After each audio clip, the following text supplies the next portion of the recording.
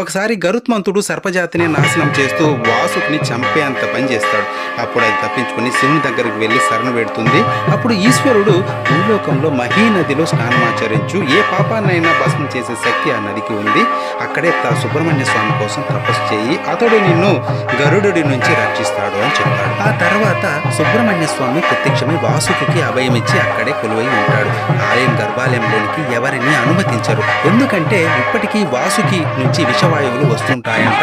కొంతమంది తపశక్తి ఉన్న వాళ్ళు మాత్రం లోనికి వెళ్తారు. బయట గరుడ స్తంభం ఉంది కదా, ఇదే వాసుకి నుంచి వచ్చే విషవాయువులను న్యూట్రలైజ్ చేస్తుంది. భక్తులు కూడా అక్కడి నుంచే స్వామిని దర్శించుకుంటారు.